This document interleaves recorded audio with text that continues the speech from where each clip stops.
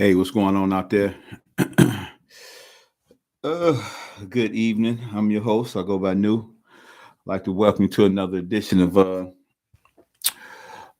No Fan TV, man. We gonna try to keep this real quick, short and simple. Hey, make sure you hit the like button, notification buttons, all that good stuff, man, for you to find out so when we going live and different things like that. Trying to get a lot, more active, do more things for the channel. Check out all the social DMs, support, and all that other kind of stuff. This is what we're here for. But most importantly, like I've always said, we're trying to get the locker room back. We're trying to get the locker room back and have some legit conversations about sports, without all the shucking and jiving, and this is it's funny too because this is a perfect situation where I think it's a lot of shucking and jiving going on. As you can see by the title, man, let's talk Lamar Jackson, man. Lamar, let me be perfectly honest. I've been a fan of his since his days at Louisville, and I always thought he was phenomenal. And naturally, when it was time for the draft and he made it to the draft, the big thing was he just a mobile quarterback because he couldn't do this, couldn't do that, couldn't do this, couldn't do that, couldn't throw this, couldn't throw that. Nevertheless, this gentleman turns into and ends up being one of only two unanimously elected league MVP, himself and Tom Brady. It's only been two. Okay. So now my thing is, I love what Baltimore did with the franchise tag situation. It kind of like they putting a foot in the, heels in the sand. They're sticking up for all the other 31 other teams, or we say 30 teams, because we had the owner in Cleveland who awarded my man Watson that 230 guaranteed. And that's right now, that's what we from what we understand, that's the sticking point. Lamar wants some guaranteed money, a full guaranteed. And I can give you two reasons why I think he deserved it anyway. I mean, he's already played and shown that he's worth that. But so they looking out for the other 30 teams, but in the same token, whether they made a pact or not to, kind of sit on this, it's wild that Baltimore kind of put it out there for somebody else to push that button. They kind of go end up leaving someone hanging. Long story short, what we have here, this is not about talent, because when you hear the mainstream television, when they talk about it, naturally they talk about all the accolades, everything he's done, this, that, and the other thing, but they always end with how many games he's played in the past 2 seasons and something in regards to being injured,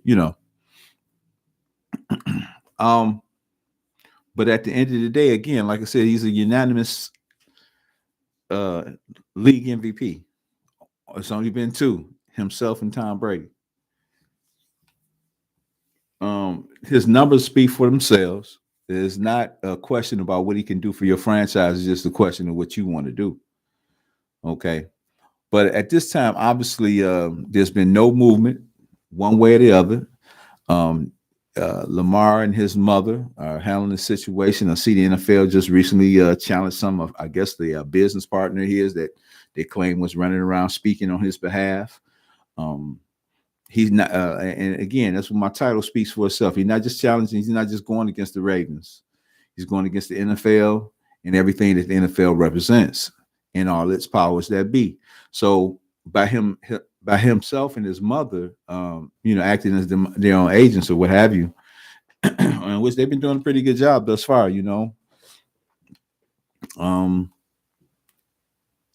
only people that can talk for themselves is them, and unless he had a NFL, certified agent, which they trying so desperately. Many media, sports persons making comments. I know it was funny. I was watching, I forget what show that was, but my man Robert Griffin was listening to one of them Hasselbacks speak on the situation and calling, in so many words, just calling Lamar and his mother dumb. and likened it to a situation that was totally different, in the Le'Veon Bell situation. And it was funny because my man Robert Griffin, all people told his first comments was when he had his turn to speak was, of course, Brian, whatever was one of them Hasselbacks. He's of course he's speaking for the establishment, which I thought was so funny because in the sense it was, it's like, go get your agent, at least talk to someone who can kind of get this stuff moving. What do you mean get it moving? What do you need an agent for if they handling it? He's his own agent. So the NFL want to make sure that they keep their butter bread. I mean, bread butter on both sides. We can't, the agents, those people that are acting as agents for the majority of the NFL, and however many of the members are Black or African American, 99.9% of the agents are Caucasian and white. So, and we can't act like this is not, this is not an issue. I mean, I have a personal friend that just so looks like me, who's an agent. They doing their thing out there, but it's just not many of them.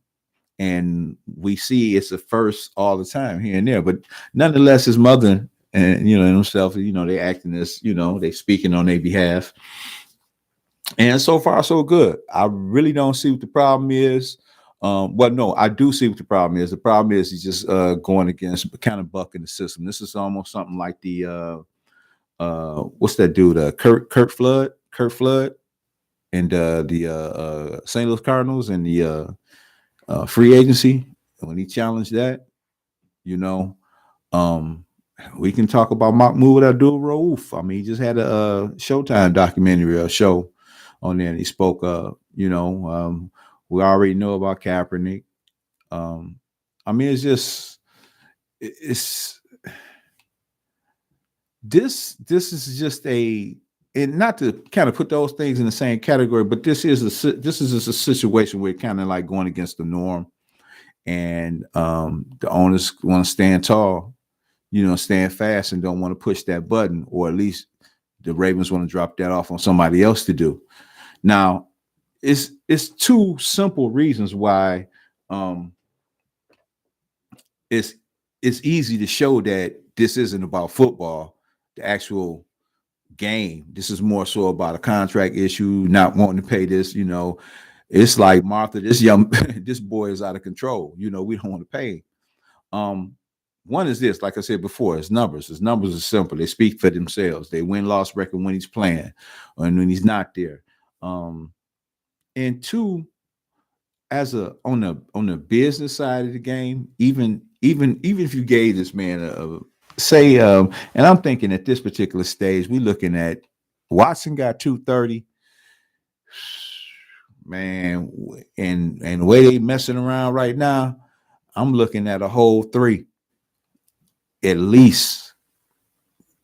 And some may think, it's absurd, but on the flip side of it, and we always look at it just from the player perspective, but on the flip side of it,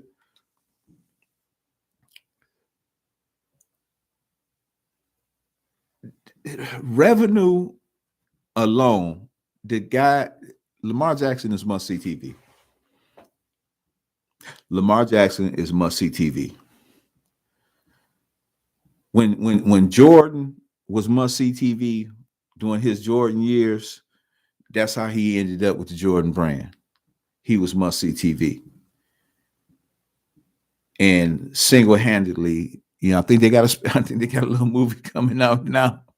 How they, he pretty much resurrected Nike. And I didn't even really realize that Nike was that, bad off. I remember, I was interested in them back when I was a youngster in the 70s, about get you some of the shoes to swoop, but I didn't realize that they were, that bad off, and he really resurrected them. But he was must-see TV. And right now in the football realm, man, Lamar Jackson is must-see TV. I'm a born and raised Detroiter. I'm born and raised Detroiter. out of every sports franchise that ever came through here that still exists, it's only one franchise that I really, really just hung my hat on them. Coming up in the late, what was it, mid late '80s, late '80s, late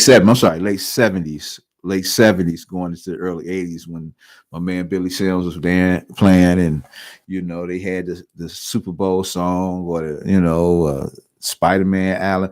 It was the Queen song, Another One Bites the Dust. That was that was the theme song. That was a rally song for the city, and all that.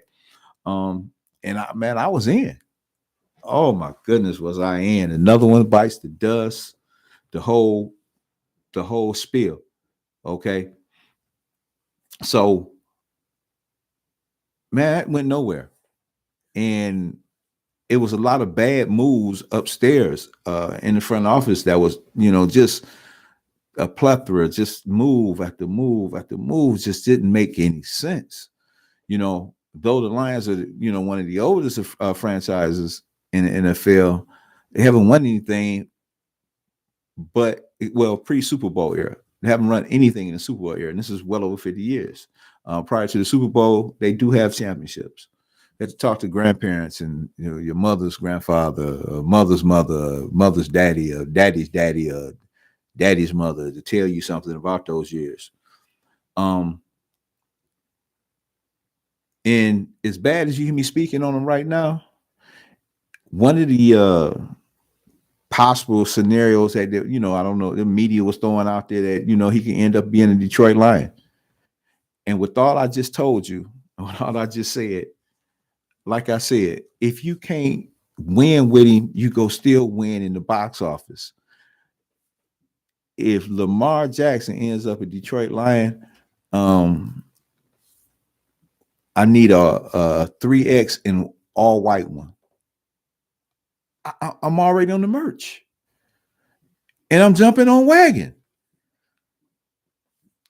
He must see TV, and that's what the sports realm in many ways nowadays. This is what this is all about. Must see TV, and ironically, this has been a perfect June 10th, 2023. Man, we doing. I'm hanging out with a good friend of mine, author Michelle Moore, at her Hustle and Grind Urban Literary Convention held in Detroit. This is an annual event, man. It's pretty big. I think it's the biggest in the country, definitely the biggest in the state, in the city of Detroit, state of Michigan, the city of Detroit.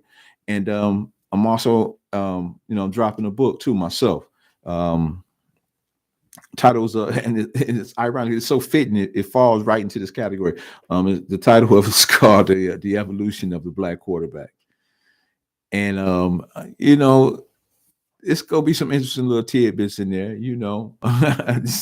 It's just ironic that when this all came together, we had a first situation that we shouldn't have to talk about, but it was a first. We had two starting black quarterbacks in the Super Bowl. This was the first of its kind, and at some point we gotta stop talking about first. It should just be common. It should be commonplace if this is continue to be united together like it's supposed to be, But ironically, I'm putting that book together, man, and when you put that when you go through putting the books together, different things like this, you start seeing timelines and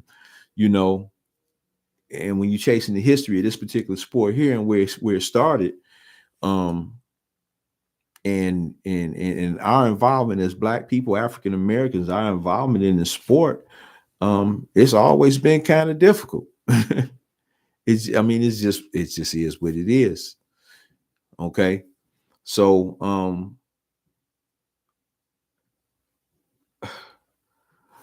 we still, even to this day, realistically dealing with the fact that, Lamar is one of the mobile quarterbacks, which is now, quote unquote, looking like becoming the norm. Even if they don't select even if it's not a young Black male, it's a very active and athletic young white male, or whomever that they select. They're looking at the more athletic style of quarterbacks now. And the funny thing about this, growing up, man, I mean, the majority of the quarterbacks I've played against was black. So it's not like it was unusual for these guys to be playing these positions because they quote unquote was supposed to thinking, man, hell, I played quarterback in high school myself. I'm not belittling it or make it seem like it's not, kind of complicated, but it's a little, has its complexities to it, but if you are built and that position is for you. I kind of got thrown into it. I never really thought of myself as a quarterback, but one of my junior varsity coaches just, boom, I was in the running back line. He was like, "No, dude, you need to get over here. You gonna be my chief." It's like, wow, what's this all about? But we had some nice running backs too on that team, though. Aside of myself, we had some nice RBs, man. It's real nice. But and it has its complexities, man. You know what I'm saying? Because you got to know where everybody at on the field. Each play, the blocking assignments. Where your receivers and backs gonna be. All thinking while where the defense is coming from, what end been whooping whose butt all day. You know what I'm saying? Are you blitzing? What's going on? It's a man, that football, man, it's a hell of a chess match that takes place in there. So and that's what made me fall in love with it. So I'm gonna go see, if Lamar is in town, man, I gotta see him.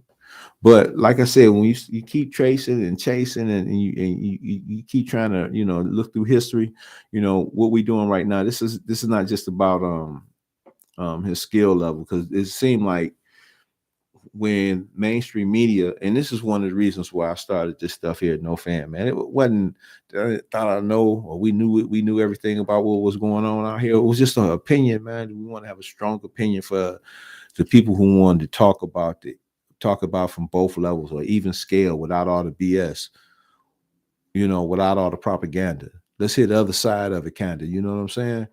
Let's have a logical conversation about this. So, but mainstream media want to make it seem like nobody's interested. Like, ain't nobody interested in a unanimously unanimous MVP, league MVP that's must-see TV. We know what this is. The good old boys got together and said, "We look here. I told you, Martha, this month he out here acting a fool again." Even if you don't want to look at it in that format, this is David and Goliath. Simple man versus corporate America. You can take the racial picture out of it. This is what he's going up against. But like I always, I tell this to my kids and anybody else that listen, man. It's some things out there. Everything need to be reevaluated, man. Get a better understanding. If the Jackson family is comfortable without having an agent, why are so many other guys and media people pushing them to have one? I mean, if you're not capable or comfortable handling that particular part of your lifestyle, that's understood. There's certain things that I don't even want to be bothered with, that I like to have, let everybody else do it, have it, let everybody else be involved in, so that's understood. But let's quit writing it off like he's making a dumb decision. I think it's not a dumb decision. It's a bright decision. The market had been set. Once Watson signed the 230 guarantee, that reset the market. Yeah, I mean, let's seriously, when they change the prices on their goods or change the price on the tickets, they change the market, and the consumer has to take a bump on it. You get your new book of tickets for season 23-24, and they're like, wow, my season tickets that went up $200 a month. Well, it is what it is. They didn't bump the market up. So when Watson signed that 230, man, boom, market bumped up. It was funny. I can relate this to, man. Like I said, I'm a born and raised Detroiter, and growing up, man, in our area, um, Adidas was a big thing. Run DMC, man, Run DMC and Adidas, it was a big thing here. I remember they came down Hard Plaza, I think it was 83, 84, man, and tore Hard Plaza down. You know what I'm saying? Well, it's like that, and that's the way it is. Run DMC and Adidas, man. They put this shoe game, they put this gym shoe game on the map, man. They were selling Adidas. They had their own little shoe and everything, because this is what they wore. They came up in them shell toes, classic New Yorkers and shell toes. And that's what was happening, man. Adidas. Everybody had that Adidas during this time. They even had a song about Adidas. And I remember, man, I think it was probably about 81, 82, something like that. I think when Adidas dropped them top 10s, the original top 10s, they basic red, white, and blue, had little holes in the toes. They came out with the top 10. Man, look here. The shoe was nice. It was stylish. It was at that time it was state of the art. Something that, it just took us on here. It took us on here in Detroit by storm. It was a must-have gym shoe. I mean, if they came out, you got to go get some 10s. When I was a little kid, Chuck Taylors, if them top 10s came out, man, you had to have your pair, fresh pair. Okay. At the time, they was just the red, white, and blue and the white when they first came out. Okay. Oh my goodness, man. Here was the problem though. Those gym shoes were $50. $50 for a pair of gym shoes in the early 80s. That shit was unheard of. It really was. I mean, I remember my mother complaining about the $13 she spent for me at Sears and Roebuck for my first pair of Chuck Taylors. It was some high top green ones. They were sweet too. And $13. I remember that. That was expensive. So I couldn't get Chuck Taylors all the time. I had to go. We go over in Hamtramck. It's a little city inside the city in the Detroit metropolitan area, and go down to Hamtramck, and that's where they, we get my Pro Keds from over there on Hamtramck, downtown Hamtramck. Pro Keds was that deal too. It was just, Chuck Taylor was happening. Pro Keds cut below, but you had some Pro Keds, you still was cool too. But them top 10 Adidas came out, man. They was $50. Man. Everybody couldn't afford that stuff. And aside for not being able to afford them, man, who $50 for a pair of gym shoes? Man, look here. I don't know how many checks I had to save at my little burger chef job. I think. Yeah, I said burger chef. And we make about $2 and some change now. I don't know how many of them checks I had to save, man, but I saved up some of them checks, man. Got my little $50. Went down to Foot Locker. Man, Foot Locker in Northland Mall. Used to be wow, it's a historical thing too with Northland Mall. Mall located Southfield, Michigan, just on the other side, just on the south, just north of Detroit, on the outskirts of Detroit, northwest, and suburban area. And he had this mall growing up as a kid, it was actually an outdoor mall. A lot of people may not know this. Even some people, young folks, may hear this podcast going on down the line. But anyway, it was an outdoor mall. Okay. But the history behind it now, though, is it actually became the world's first enclosed mall. So that's where you get your malls that we have now that we shop in. It all started from Northland over in Southfield, Michigan. But anyway, go down to Northland, man, hit Foot Locker. I got my, oh man, I couldn't wait, man. Dude, I got my money together. And what was so interesting about that day, too, though, when I got there, I'm going to get my top tens, but we had this little era here back in Detroit back in the day, man, YBI era, Young Boy Incorporated. That was a big thing back then, drug thing going on, man. It was rough. It was exciting. It was rough. A lot of people, didn't survive it. For those who did, that's from the area, hats off to you all, but it was a interesting time here, during that time. But I brought that up to say I was in there, man. I came in there to get my my little one pair Adidas, and it was my man, one of the young boy dudes come up in there. I knew him personally. I ain't gonna mention his name, but may he rest in peace. I respect his people and family. But anyway, I never forget, man. I just bought my little tens. I'm on my way out. They about to close up, so they got the gate closed inside. So, I'm on my way walking out the gate. They didn't pull the gate, let me in. Boom, pull the gate down to close out. Man, my man came up. Lean, he had about 10 cats with him, man. Had the fresh Adidas tracksuits on. These were calling cards. Campaign hat. These was why we got calling cards back in the day. And like I said, Detroit and Adidas was just crazy, dude. The only other place that could have been crazy about Adidas is in New York, but man, Detroit and Adidas was just crazy scene. So my man, he come to the gate, and I was like, damn, they gonna have to let man. He leans over, pull his little pocket open, man, and pull his other pocket open. Man, this cat had the knots he had in his pockets, man, he's like this. Horse chokers, dude, both pockets. Man, he goes in there, man, give me, let me get 10 pair of those, 6 of those in the blue, 17 of those, get the tracksuit t-shirts. Man, he laced the whole crew out. This was YBI back in the day, Like I said, I knew my man, and RP to him. He was a cool brother, man.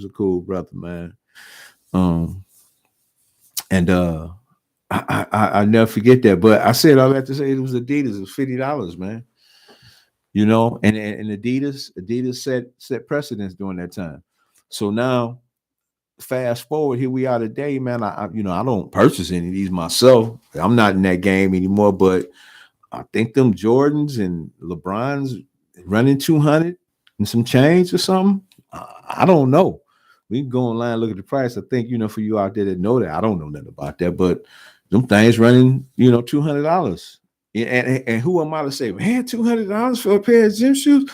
Because when I was a youngster, the $200, $250, whatever they cost to get you some bronze, that was my $50 top tens that I saved up all them little checks at Burger Chef to go get. So I understand your hunger and want and desire for them. But this is where we at. The market is set. Okay. So the Deshaun Watson contract set the market, and it's not Lamar Jackson's fault that he is a phenomenal football player, as exciting as he is, and his contract is due. I mean, if I was in his shoes, agent or not, I mean, even if you go get him an agent and he don't need an agent, I'm still sure the agent he'll have the agent tell you, I want it all guaranteed. Because all the guaranteed money play out in the agent's favor. All up front. He get more all up front too. So even if he got an agent, he's still gonna probably be pushing for the same thing. So I don't understand it. No, I'm not gonna keep saying I don't understand. I understand what this problem is. This problem has nothing to do about talent. It has nothing to do about numbers. It has more to do about challenging the big machine.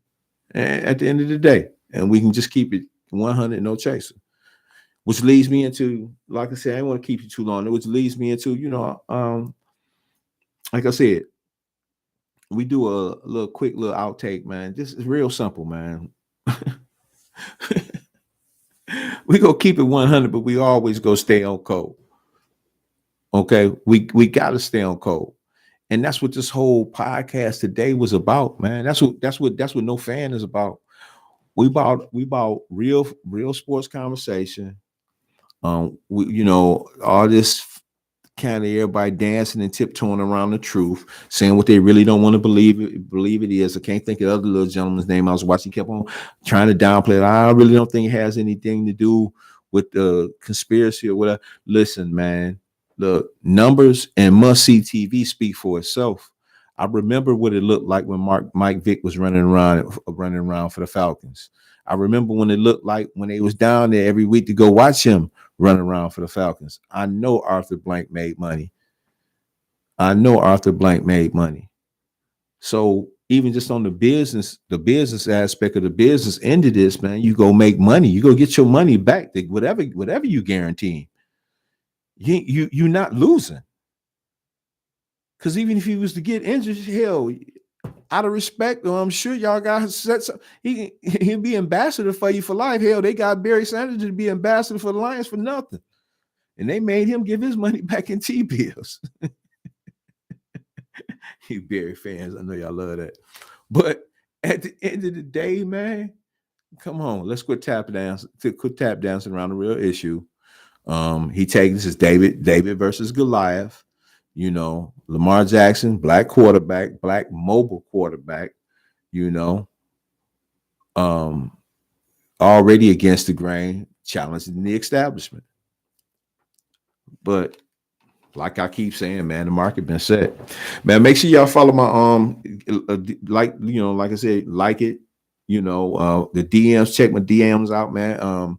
Sponsors out there, shout out to all the sponsors and everything. Just come check us out, man. We're gonna be out here and come on in, because like I said, we just want to have some basic dialogue about some sports, man, some real, back and forth or whatever, instead of without, like I said, I was shocked. Robert Griffin III, man, he killed me with that. He said my man was talking like he was talking from the format of the establishment. I thought that was funny as hell.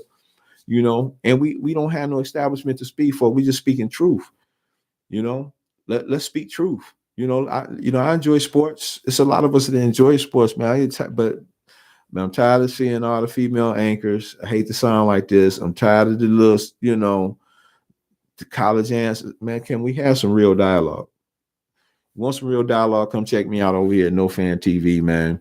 I'm your host. I go by New. Like I said, got a book dropping. The Evolution of Black Quarterbacks dropping June 10th. We go be there live, the podcast in itself live at the Hustle and Grind Urban Literary Convention, June 10th, downtown Detroit, East Franklin. Man, check us out, man. Come down there, check out them great authors. There's going to be some great authors down there. Check their books out. A lot of local city involvement, some things for the kids. It's going to be a good event, man. One of them things, man. You can't hide nothing in the book from us down there, okay? I don't care what kind of books you read, all right? Again, I'm your host. I go by New, man. I'll check y'all out. Peace.